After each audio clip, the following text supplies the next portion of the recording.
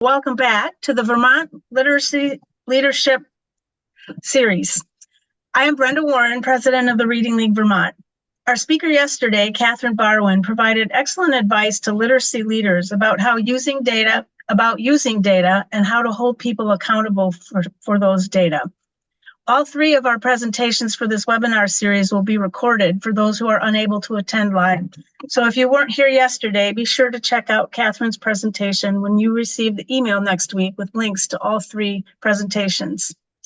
For the benefit of first-time attendees, I would like to tell you a little bit about the Reading League Vermont and some upcoming events. We are a state chapter of the Reading League National. There are currently 33 and counting state chapters that are all working to advance the awareness, understanding, and use of evidence-aligned reading instruction in their respective states. As part of the Reading League, we believe all children deserve to learn to read, and all teachers can learn to teach them. I also want to draw your attention to some exciting upcoming events. You will receive an email later that has more details about the announcements I'm making. Please mark your calendars and spread the word about our upcoming Literacy Lounge in October, hosted by Abby Roy. It'll be a monthly informal networking opportunity for leaders to discuss their questions and concerns about teaching reading. The registration information will be sent to our subscribers via email and posted on our Facebook page and our website. And I think I said leaders to discuss their questions and concerns, and it's actually for educators. Leaders will be welcome too. And don't forget to subscribe to the Reading League Vermont at no cost. As a subscriber, you will receive emails about upcoming opportunities and events such as this webinar series. You can subscribe via Facebook or on our website.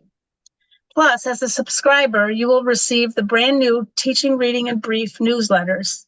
These twice-weekly newsletters will provide important information about topics related to teaching structured literacy, with suggestions for instruction, assessment, targeting specific skills, and adapting instruction when students fail to make progress. Before I introduce our speaker, I want to let you know that the chat will become available about 10:40 this morning, so you can submit any questions you have at that time. We will have about 15 minutes at the end of the presentation for questions. Now, let me introduce our speaker, Michaela Martin. Michaela spent 4 years as a building principal before moving to the Central Vermont Supervisory Union, where she spent 13 years as the co-director of school transformation.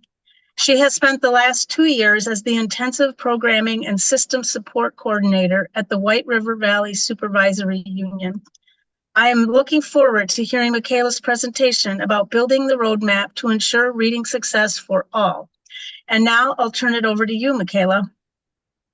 Thanks so much. It's such an honor and privilege to be able to be here today to share some insights over the past years that I have learned about what we need to do to help support change in the state of Vermont, especially around the area of reading. So just a little bit about me. We had a little overview, but welcome. And this is really about our story and the different capacities that I've served. It was never about me. It was always about a team. So this is a little summary of how I came to be where I am today. I started as a building principal in Woodbury, which is in the Orleans Southwest Supervisory Union. And I've been really fortunate to have had people come into my life throughout my career that continue to have an impact on my career.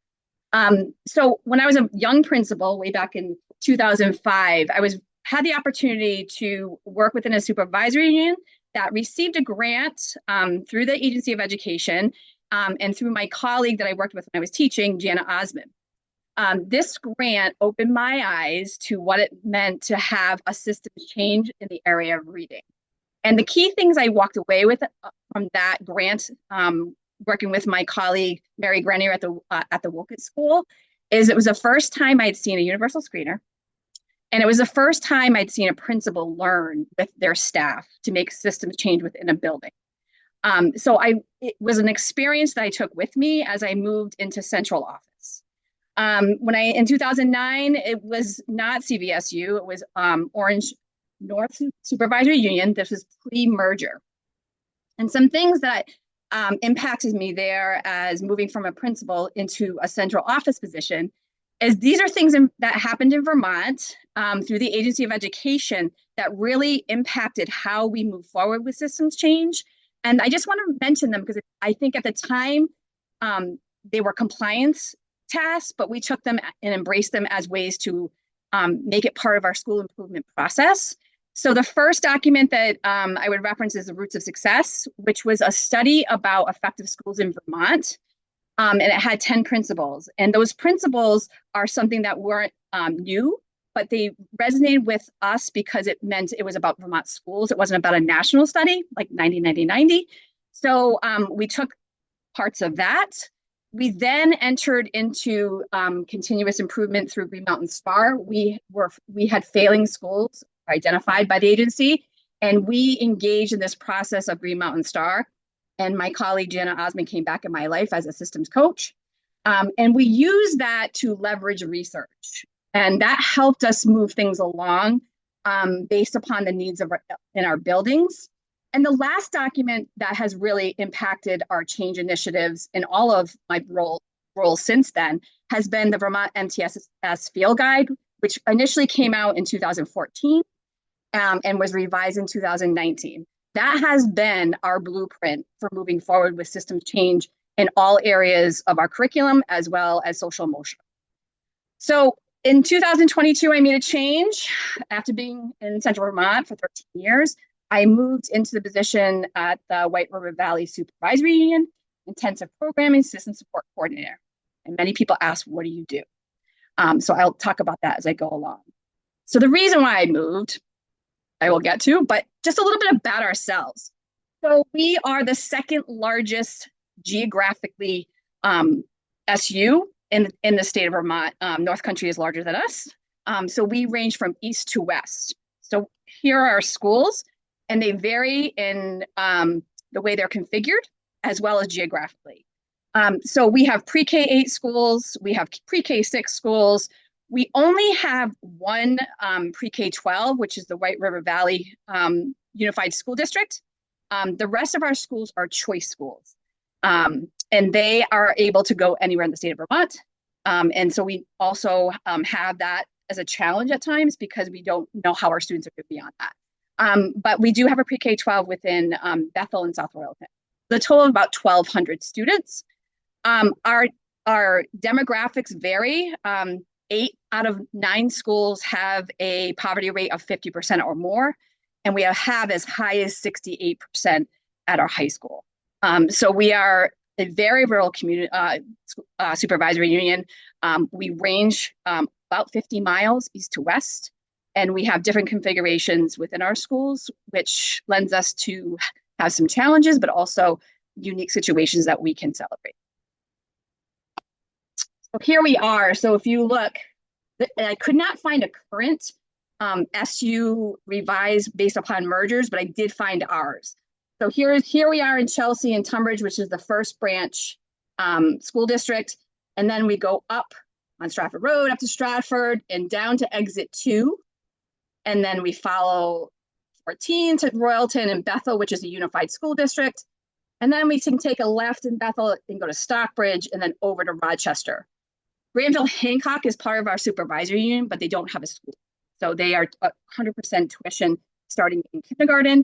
And some of our students from those communities typically choose Rochester. So that's what it looks like in my world. So if I start in Chelsea and end up in Rochester, which very often takes me about an hour. So the reason why I'm here, we just left this office. So this is our superintendent, Jamie Canarney. Jamie and I met in 2014 when I hired him as a principal in Central Vermont at the Williamstown Elementary School, and then eventually as the pre-K 12 principal in Williamstown. He and I worked together since 2014 and did some significant change at the elementary school at first around systems and impacting how students learn to read. He then moved on in 2020, and then he has since recruited me down to White River. Our goal is to see if we can do what we did in Central Vermont and replicate it in another supervisory union with our kids being first. So one of the things that we we've always been about is creating a culture from me to we, yours to ours. We are a team-centered, student-centered organization, and he leads this every day. So this is a picture of him when he's leading our in-service around our strategic plan. So one of the things that we really emphasize in our supervisory union is that we have a clear mission and vision. We're all about student learning. Collective responsibility is really important. We value the interchange of ideas with our colleagues. We hold ourselves to high expectations, and we engage in professional and collaborative activities. That is the center of who we are and what we model as leaders every day. We are in schools twice a week for a half a day. I'm only in my office on Mondays. The rest of the time, I'm engaged in a school building with my team, or I'm supporting teams, teachers, principals in a school building, and I get to know kids really well. So as I mentioned in the slide before, the field guide has been the framework of how we've operated through school improvement, and we really value it. It has not been talked about a lot since COVID, and we really believe in this document and how it helps support us with school improvement. The other thing that I'm really excited about that my principals groaned at last week is continuous improvement plans are back at the school level. They were gone for a little bit, and we really value in this idea of having a roadmap to help support our students. So we really believe this structure works within this continuous improvement plan. We believe the 5 principles are independent.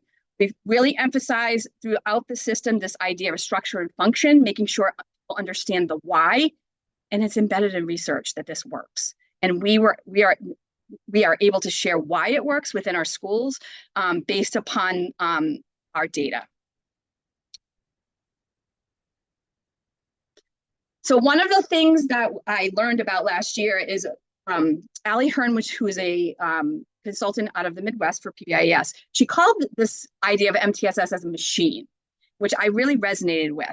Like when these components are all functioning together, it's like a machine. And she really emphasized this idea of what clogs your machine. So when you think about moving into a system like this, what are your barriers? And these are the things that we've encountered that we believe are the top barriers for having a school function through an MTSS lens. So emotions are things that clog the machine. We structure things so that emotions don't get in the way, because feelings versus facts are complicated. And we know that people get really passionate about students and how they work with them and feel that ownership when students aren't doing well. So we want to make sure that we create safe environments where emotions are not in the mix of it. It's really about data. So lack of data to make decisions. We never have a meeting. I'll talk about this more. We never have a meeting without a data set. This is something that we're really we really emphasize within our schools. This is classic at a high school. Our high school 2 years ago didn't have data to look at, so we didn't make them meet in data teams. So it's really important that you have a data set to work from. Ineffective instructional approaches at the universal level or the target intensive level, we've seen that happen through the years when we picked an intervention or an instructional approach that's not embedded in research. And then what we call independent contractors is that when classroom teachers isolate themselves and don't engage in this continuous improvement process, they're kind of on their own island. So we know what clogs it, but then how do you get beyond it is what really is the challenge. So one of the things that helped us, we were doing it before Act 173, but we really needed to focus on tearing down silos between general education and special education. On the left is our newly constructed MTSS model. We are very clear about not tiering kids. We don't use that language because we really believe that our MTSS is a fluid system. So on the left, you will see that it's an arrow up and down. Students can be at the universal level, but then need a targeted or intensive support at any time in their career. And our job is to help them, support them, but then also make sure they get universal instruction. On the right, you'll see what we identify are roles within the system with our staff. So we talk about our teachers all being interventionists and talk about how do we get them to the place where they can be. We talk about our targeted interventionists being either a special educator now or an interventionist. It really depends on what the need of the student is. And then we have students who are in intensive support. Doesn't mean they're on an IEP. It just means they require more support, either longer, more, or they need a separate setting to help get their needs met. Within the middle is our new Portrait of a Graduate visual, which we are rolling out at our in-service. That was a year in the work around what we believe we want students to demonstrate when they exit our schools at any point. We also emphasize the balance between academic and social emotional. We're going to talk about social emotional today, but it's a big part of our story. So I'm going to move into what we believe are the necessary things in order to carry out this work in a systemic way to meet the needs of the most students that you can. So we really believe, and I've linked these in, I'm not going to open them, but you can open them later as examples. We have a strategic plan, and that's our roadmap. This is how we function and operate within our schools, and how we build our professional development plan, or how we support schools. So what is in the strategic plan are what's important to our organization. The first goal is around building an MTSS. How do we do that? And they have specific tasks in there. The second goal is about proficiency-based learning, and that includes specific goals about how we're going to improve reading instruction and results for our students. And it has specific goals, which we are accountable to at the board level around what gains we'd like to make. So we are progress monitoring through our strategic plan down to how we work with our continuous improvement plan at schools, and then how it gets down to the classroom level. So this is something that was created when Jamie started, and is up this year, which we just visited at our admin retreat last week. So it is something that the principals report on every month. We report on when we do our all board. So this keeps us accountable and also narrows the focus of what really matters. And reading is one of the biggest goals in this plan. And then the other piece that we've really emphasized is this idea of what's my role within the MTSS system? One system, multiple roles. So this document clarifies the roles within our building around academic support. So it includes a classroom teacher, the interventionist, special educator, and the instructional leader. So the principal has a key role in all of this, and I believe is the biggest change agent that can happen within a school. We can do a lot of things from central office, but they are on the ground day to day with teachers and students. And we do our best to help support them, but they are the key change agent. And I've seen that with our schools that are progressing in the direction that we want. The building principal is the key factor. So when we move into an MTSS where it's collective responsibility, the roles change. So this is really important to clarify how when we come into a group around collaboration and data, that everyone has a responsibility at the table. One of the things that we're really clear about is it's not your kid. So oftentimes I hear, well, that's a special ed kid. No, it's a student in need of specialized instruction. It's a student has a support plan via an IEP. Targeted kid. It's not a targeted kid. It's a student in need of a targeted support. We do a lot of correcting of language around that to build this idea of a collective responsibility. So this was important for us because we're shifting roles, especially with the new special education legislation that changed the role of the special educator to be more flexible. So this was something that we had to communicate and that everyone understood before we even thought about getting into a team discussion. So this is something that helped us, and we continue to use and continue to emphasize this idea of language and that these are all our kids. It's not your kid, it's our kid. So when we move into the second component of the MTSS structure, we think about high quality instruction at the universal level. So one of the things that I've always believe we have to start with is this idea of shared agreements based in research. So in any of the roles I've been in, this is where we started. So when I started in 2009 in Old Orange North, we didn't have an identified K-12 curriculum. So when I say curriculum, I don't mean a program. This is based on Marzano's work, we have to come to agreement about what we want students to know, understand, and be able to do by the time they exit a grade level. Since that work back in 2009, we've moved into a proficiency-based system, which again took revision based upon the legislation around Act 77 and the Agency of Education coming out with this idea of a proficiency-based model. Again, we revised when we merged in my previous district in 2018. Again, it's a revision process. And most recently, we've been working with the Agency of Education to identify our critical proficiencies and priority performance indicators. That was new language for us, but they have partnered with us at our high school because we didn't have anything. And this has trickled down all the way to kindergarten.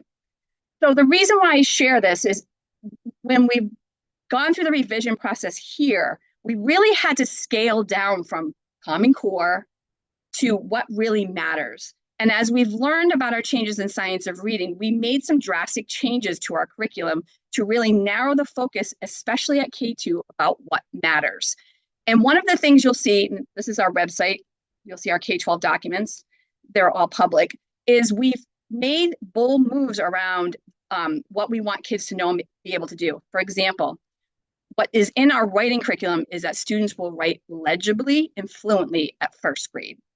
So when I brought this to the team, they were like, well, that's not in the Common Core. I know it's not in the Common Core, but we know it's really important, and this is going to have an impact on the trajectory of how students will do later. If we don't have fluency now, it's going to make their life difficult later. And that's one of the benefits I've had in this new role is I really worked a lot with middle high school. And I've seen the impacts at middle high school when we don't focus on foundational skills early. So this has been a huge shift. Along with the curriculum, it was a direct relationship to our report card. So if it matters, it's going to be on the report card. So when I started 2 years ago, handwriting was all over the map. As I walked through classrooms this past year, it became really important because it's something that teachers had to report out on. And parents knew that this was going to be an expectation. So this was a really important first step, is to make sure that we're really clear about what's important and what's a priority. Doesn't mean I don't get to other things, but these are the things that we're going to really focus on and make sure all students have access to instructionally and then are assessed on. The other thing we also believe is that we have to define instructional materials that are backed in research, and we have to allocate the minimum amount of minutes that are required for each of our content areas. So this is something that we put out from the SU, that 90 minutes is the minimum of an instructional block for our students in K-5.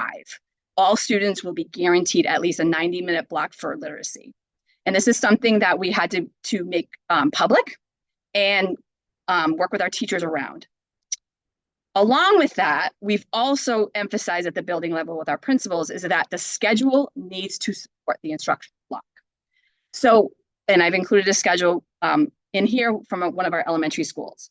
So we have gotten more clear about what our schedule looks like based upon what we have come to agree on within our school buildings. So if we have adopted certain programs within our building, then we're going to make sure that we schedule them within the schedule. So the teacher no longer controls the schedule for a couple reasons. We want to make sure that intervention is scheduled in a time that makes the most sense and works within the instructional block of our English language arts blocks, and we're not pulling kids from core instruction.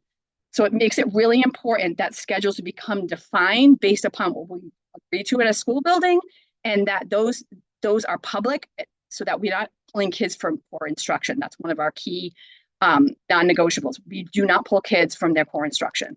We'll pull them at other times within the block, usually the last half hour, but we'll not pull them from the universal time.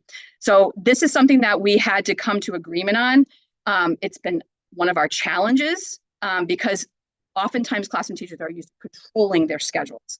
And this is something that if we're going to make sure that we meet the needs of all kids universally and they're going to get the intervention that they need, we need to have some type of system of a way to schedule that met the most. We maximize our resources this way and we can see the most kids possible. Also, the second, high quality intervention, same idea, is developing shared agreements based on research. So we are really clear about targets. We emphasize what matters. So these targets come from our scales. that based upon our outcomes, and we're really clear about what we're going to focus on. So when we decide this and it becomes a plan, we're really clear about this is what we need in order for the student to be proficient. We also define our intervention as instructional expectations. It's a minimum of 4 times 30 minutes at the targeted level. This is something where we saw it in equity, oftentimes with IEPs, that sometimes kids who receive services through an IEP were getting less than students who were receiving intervention through a targeted plan. So we had to be really clear about, no matter what, a student that receives some type of intervention or service was getting that 4 times a week for 30 minutes minimum, can be more. We often try to bump it up to 5 if we can. So that was really important to clarify. We also got really clear about the instructional approaches that are backed in research. So we have a document which I'll show you around this. And then schedule to support intervention. So making sure that the classroom teachers wasn't a barrier to getting students intervention within that. That was part of our whole scheduling process. So once we had the schedule, I sat with our teams of interventionists and special educators, and we scheduled all kids for intervention and services before we left in June. Of course, we'll have to revisit because we have move-ins, but that is the practice that we now are engaged in. We sit as a team, principal's there, I'm there, and we work to schedule times to meet the needs of all kids. We'll revisit the first week, and then students will be in intervention or other services the second week of school. So here's an example of a document that was created by my colleague Adams. And this is it's based upon all the targets that we want for students. So this is just an example of, we've identified the key skill target, phonological awareness and phonemic awareness. And we identify the screening or diagnostic measures, what are the aligned resources, how are we going to progress monitor, things to consider when implementation, and then the audience. So we have this document for each component of our literacy block. So one of my favorite things to talk about is about professional learning. This has been a key thread through all of my years in my career. When I was in Central Vermont, we approached this through training everyone in the classroom teacher or in Gillingham and at the K2 level. But the key components is making sure that when we have professional learning, it's evidence-based.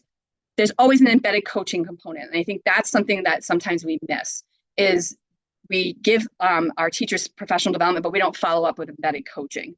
So the embedding coaching has been part of my entire career when I've done professional development.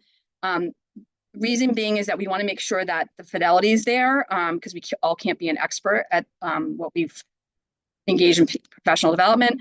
We really want to train teachers to be up to the level of being an interventionist themselves. Within the blocks of their literacy block, we're hoping that they're pulling kids in the last part or during their literacy block to work with students on targeted skills.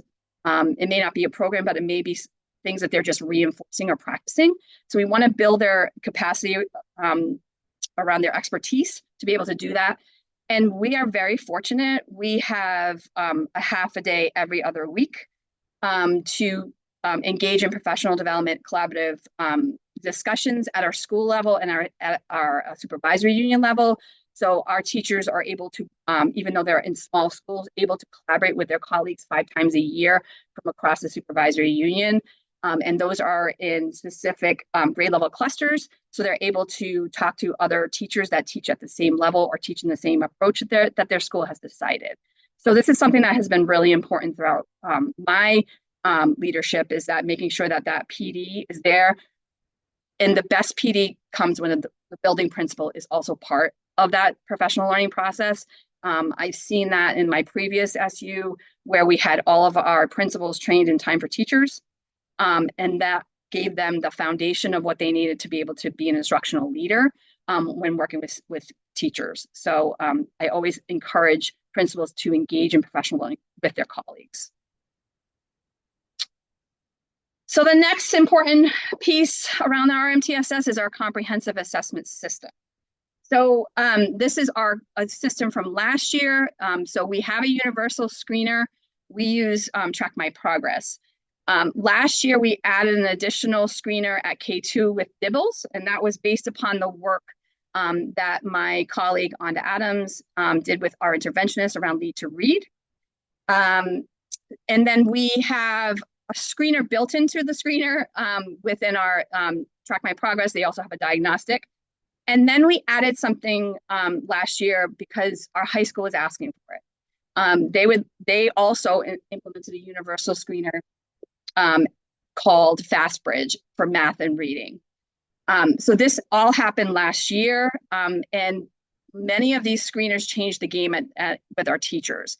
So this happens 3 times a year, and we have other assessments that we use, but this is what we have as part of our set comprehensive assessment system. So we always look at our screener as a conversation starter. I always say that we're planning a party to talk about kids. So our screener just does what it says it's intended to do. It just helps us identify students who may need more. We may need more information about. I often talk about it with teachers is that it's a way to sort, like thinking about how are we going to figure out what students need extra supports or if they're actually making gains. So that's what we do in the fall is we screen and make sure that we have identified students that we may need more information about. But we also talk about the implications at Universal. What's that telling us about the students that you have in front of you? And how are we going to adjust universal instruction based upon what we know?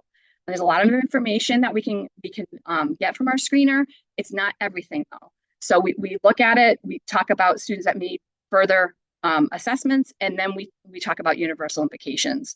And then we discuss in January how kids are doing, if they're making adequate growth, all kids. We want to make sure that even students who are proficient in the fall are still making adequate growth throughout the year. And then we end to see overall growth and if the interventions that we're using work. But universal screener is not enough. So I work a lot with middle high school and see some really sad stories. This is a story about this year. I was invited to a data meeting about a student who was in 6th grade. And the reason why I was invited is because they were scratching their head. They were like, we don't know why this student isn't doing well. They talked about how he couldn't comprehend and he was struggling in his English language arts class. So I said, well, we have, he came up in the yellow, which is in the 40th percentile in our universal assessment. So not super low, wasn't in the red, but they were concerned because he tries really hard. He does really well in math, but there's something going on in reading. So they wanted to talk about comprehension. And I said, well, we first have to establish that the student doesn't have a foundational gap. And this is new language for middle school, high school teachers. They're like, what do you mean about foundational? This is about comprehension. So I said, no, we have to rule this out. So oftentimes the national norm is too low. We have increased our national norm up to the 60th percentile. Typically they're in the 40th as proficient. And we need other diagnostic assessments to determine whether or not a student has a foundational gap. And I also did a record review on the student who was proficient on his report card, K through 5. He met the proficiency on SBAC in his 3rd grade, but then all of a sudden, he was on the cusp in 3rd grade. And then all of a sudden in 4th grade, he didn't meet proficiency, and 5th grade grew worse. So when I went to the meeting, I said to the interventionist, I said, I need you to go back and do Dibbles. She was kind of shocked. I said, no, we need to figure this out. Well, when she went back and did the Dibbles on the student, she quickly realized when we got to nonsense words that he wasn't able to decode or break apart. So what would have been a student getting more comprehension, now we came to find out that he needed more foundational approaches. So his story now has changed. His intervention now has changed. And he has made significant growth because we went back to the foundational skills. So here it's an example of a student that wasn't caught early. We didn't have the right tools in place. And he went along in his career and we didn't catch him. But thankfully, we had a system set up to catch the student before he ended up in high school, not being able to access his universal classes. So it's so important to have an additional assessments, especially around this idea of foundational skills.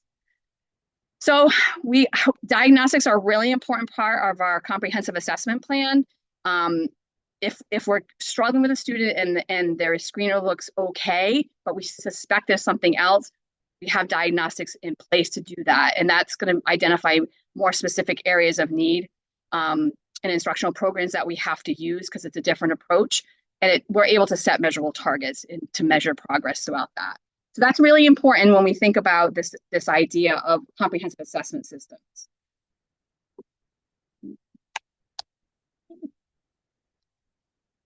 Okay, so now once we have all our data, we believe the last important component of our system is an effective collaboration, which we classify through our data team.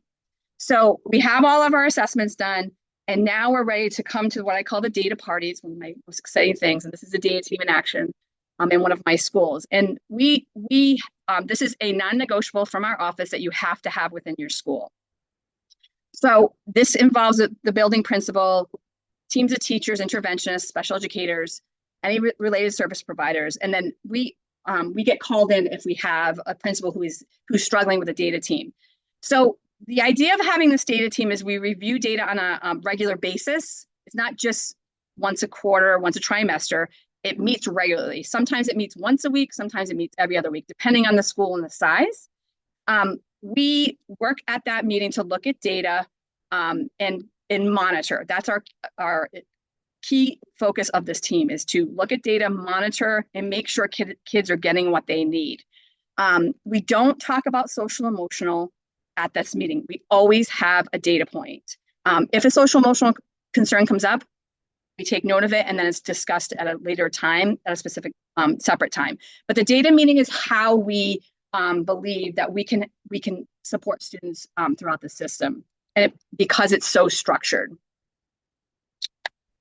So one of the things that we really are focused on is making sure that everyone at the meeting understands the roles and responsibilities, but it's also a meeting that's productive. So we have an agenda. It's emailed ahead of time. We have key roles, and these roles are assigned. It could be the building principal as a facilitator, but sometimes it's a teacher. And these roles are people are engaging in them at every meeting. The key role that we've added is a plan manager. This is a person that communicates with all the stakeholders, not at the meeting. So we have our data. We're looking at this and making plans. So it's always important to make sure that we have communication loops, which include people that are not at the table, which could include parents. So we always review prior steps. We always have a data point. We never list students as part of our agendas. It's always driven from a data point, whether it's our universal screeners, whether it's the diagnostics that were given in between the screeners in the next meeting, or it's a list of students that or the data points of progress monitoring. The kids will emerge through the data, and those are all structured through our meetings. And then our final agenda is to determine what are the data needs for the next meeting. We write the agenda at the end of the meeting so everyone knows what they're responsible for. And at this meeting is where we develop the plan. So if we're in, depending on the time of year, if we're in benchmarking and we've reviewed students and we've determined diagnostics, then we're going to write the plan for each student. And that's really specific about a targeted skill. We select the intervention. And we're really clear, and this is especially true at high school, is that when we're in intervention, when it's not catch up. It's catch up, sorry. It's not keep up. So it's not a time. In middle high school, sometimes they use those times to get students caught up on the work within the classroom. It's not. It's always about intervention and getting kids caught up into the skill that they don't have. It's a minimum of 4 times a week. And we know when the classroom teacher and the interventionists are collaborating, we know that growth accelerates. So that's why it's important to have all members at the team, so that when the classroom teacher is talking about what they're doing within the classroom, the interventionists, and they're collaborating. So maybe that's classroom teachers giving more support to the student within the classroom. We know that's going to accelerate growth. So I think I'm on time. Talked a lot. 10:40. Last thing. So we always want to celebrate small wins. So this is my building high school principal with one of our elementary students, and it's so important that we celebrate that when we're intervening early, it's going to make Jeff's job that much easier later because we're not having to catch those kids that didn't get what they needed early on. So we really have data-driven decision-making culture, even in our high school. We've added the universal screener, but then also more, they also have an additional diagnostic that now our high school teachers even know that the foundational skill could be caught at that time. So we're really proud of that, our data-driven decision-making. Here's a key point we always look at. It's really, I've only been here 2 years, so we're not seeing a lot of big data gains yet. It's going to take 3 to 5. But this is something that we look at is our referrals to special education at the K2 level. So you can see that 2 years ago, even 3 years ago, that we had 18 students at K2 SU-wide referred. In 2022, that decreased a little bit to 10. And last year, we only had 5. And we really celebrate that because we really believe that we are catching kids early, getting them the intervention that they need, and they don't need a special evaluation to get that support. That's when we know our MTSS is really highly functioning because we are getting students they need in a very short period of time, and we're progress monitoring and making sure that they don't slip through the cracks, which we've had before. And we're seeing stronger foundational skills within our K2 students in all of our schools. Obviously, our kindergarten, first grade, because we've been doing an initiative for 2 years, are stronger than our second graders, but we're going to get them there.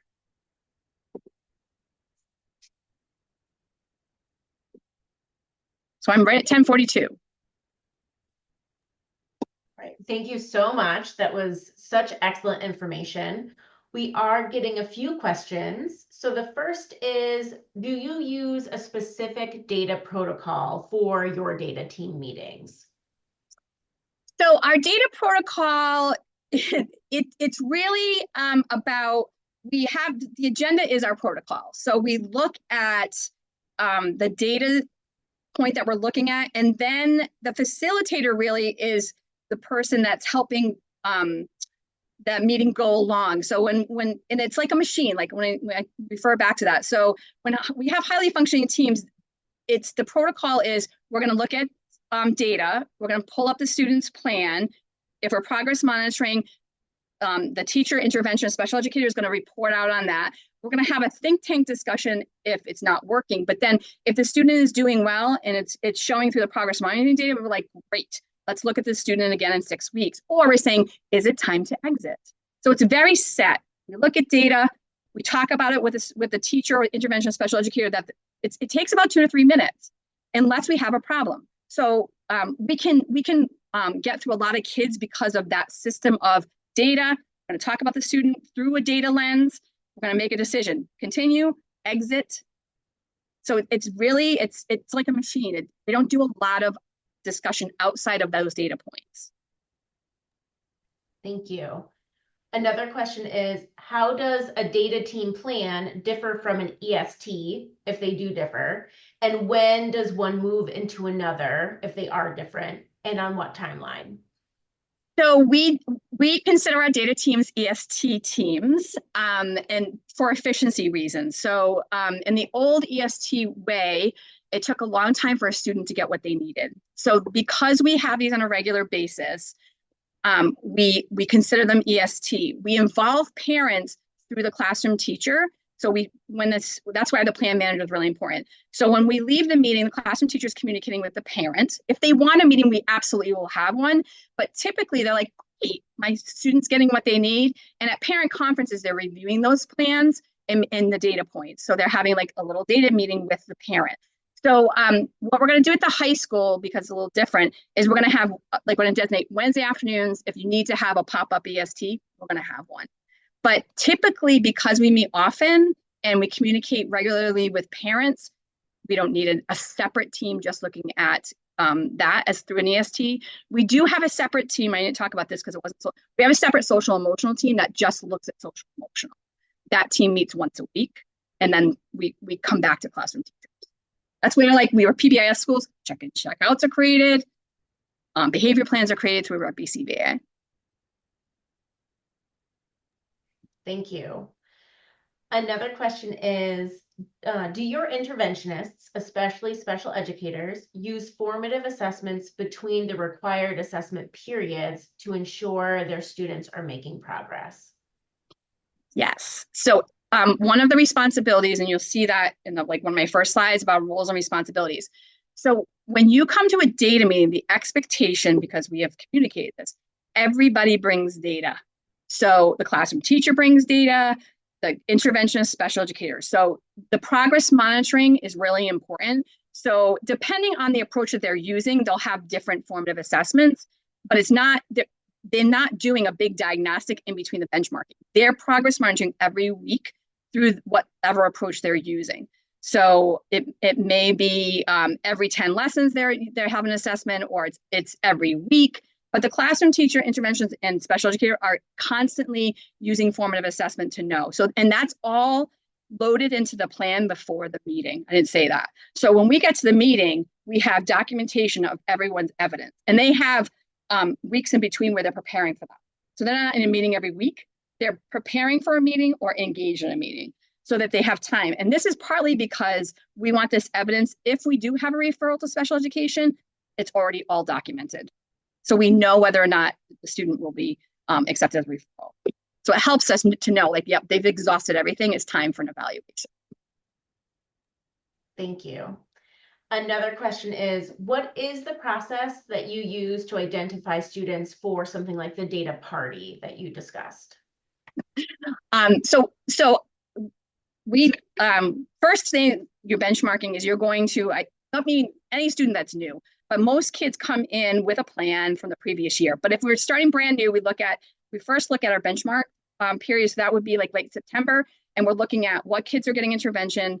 Yes, they still need it. What kids maybe need one round, and then other students that may have popped up, typically new students. So we look at that. So we decide it's all through data. So depending on what data point we're looking at, we'll determine whether or not a student gets talked about. So benchmarking is really important. Any student who has received an additional diagnostic will be on the agenda because we want to follow up. So we've done our benchmarking. We're concerned about these students. We need to do more. Now that we have DIBELS, actually we have DIBELS K5, we have that already built in as part of our data meeting. And then at 6-12, we have an additional screener through FastBridge already built into our meeting. So those are already data points established. And then in between your benchmarking periods and is when we're progress monitoring. And those are students who are on targeted intensive plans or are being served via IEP. And those students are on a rotation. So we're progress monitoring from October 1st until January 1st, because that's when our next benchmark will happen. There could be something that comes up from a classroom teacher, like, I'm really concerned they didn't come up on our universal screener, but they're not doing well when I give a weekly assessment, my formative assessment. So could interventionist, what do you think? What should we do? So we may say, boy, we need to do more diagnostic on this student. We're really concerned. Or bring in our school psychologist and have them do a screener. So that's where at that meeting we talk about potential students that may come up, but it's not very often. We usually catch them when we do our universal benchmarking and then additional diagnostics. Thank you. I know in the beginning you talked about building collective responsibility for student learning. How did you go about building that collective responsibility, and how do you navigate teachers who might be a little resistant to that? So I think part of why we can do what we do is, I mean, it starts at the top. I mean, our superintendent and I and our team are really passionate about this and know what works. And when we can share with about stories, I think we tell a lot of stories about students who we didn't catch, and now they're in a certain place. So I think it's establishing these are non-negotiables coming out of our office, and then we holding people accountable. So it's not that we're letting people not do it. It's part of your, how we do business within schools. So I do think it's tough in the beginning, and once you get into a rhythm and the machine mode, it's actually less work. I had a teacher say that at the end of the year last year. She said this was hard really initially because it was new, and a lot of times people just want to talk about kids and talk about what's happening outside of school. But in order for us to be more efficient and to get to more kids' needs, we had to get into this idea of It's a system, it's a machine. This is how we do business. So it's really just emphasizing and celebrating small wins along the way. I think initially it's hard, but then as people see students getting what they need in a more efficient way, they're starting to see like, yes, we can do this. And it takes all of us to do this. We have high poverty schools. It's a very difficult job to be a classroom teacher. We need the support of everyone. So that it's just keeping, like, it's part of the strategic plan, part of our continuous improvement plan. This is what we do. We also have we have a leadership team too that has teachers on it. So they're constantly engaging with the building principal to say, what's our staff meeting going to look like? What's our school-based days look like? How are we going to support more teachers? So it takes time, but you just got to stick to the course because it does work. Thank you so much. Another question is there a magic number for data to change an intervention? That's a great question. I think from what I've learned is that you need to have 10 data points to know whether or not it's working. So that's why it's important to have frequent formative assessment and not wait too long. So that's what I like about things like Dibbles. You could do progress monitor within Dibbles. So it's an easy tool, takes a minute, those kinds of things. So you want to make sure that it's not taking too much time to progress monitor, making sure that they're on track. So we say 10 before we think about either exiting a student or problem solving about a student, like it's not working. And that happens. And that's where we may pull in other people, like the school psychologist. Like, do you think we need to do a screener on this? Is this the right intervention? So that's part of that problem solving think tank that we do. Excellent. I know that people are excited to look at the documents that you have linked in this slide deck, and we will share that out with everybody. But we did have a question. Would it be possible to get a copy of your data team meeting agenda as a sort of form that people can use or make their own? So how would you like me to share that? If you share it with me, I can then distribute it to everybody who is registered. So I forgot to tell this story. I put this in as a purpose. So this is like how I'd like to end. So this is my friend, Olivia. I've known Olivia since 2014. She was a kindergarten student in my previous district and has come to White River High School. And we reconnected my first year and her first year. And the reason why I talk about Olivia is because Olivia was on the front end of our change initiative. So she was able to benefit from all the changes we did around reading reform, reading instruction. Her teacher was in the Orton Gillingham for classroom teachers really early on. She got the best of the best. So I say this because zip code shouldn't matter. She comes from a very small town, rural school that didn't perform very well. So was really excited to see her. She and I connected as soon as she came back. So it was awesome. I'm happy to share anything. I just didn't want to share too much and overwhelm. No, that's fine. That's fine. Thank you. And then we have another question that came in. Do you have a list of approved evidence-based instructional practices that are aligned with the science of reading? So we put out, it's in the slide, just as an example. So here's just a few examples that we've used. So we have put, it's not me, it's my counterpart, Anda Adams, who's a chief academic officer. So she's worked hard to really develop this idea of these are the approved. Yeah, so we have certain recommendations, and then if a school is looking at other things, we ask that we obviously review it, make sure that it is aligned. So common approaches we use: Heggerty, we use Foundations. We have a couple of schools using EL. We use something called direct instruction. So yes, we do look at what schools want to offer. And give them choice. But yes, there is a venting process that my colleague goes through. Thank you. And in the beginning of your presentation, you mentioned that you visit schools quite often. And I would love to hear what that looks like when you actually get to a school. What is the time, how is your time spent when you are doing those visits? Yeah, so twice a week, our entire central office team is within a school for half a day. So we meet with the building principal, but we also do rounds within that time. So so twice a week, I'm in a school for half a day doing intentional work with the principal.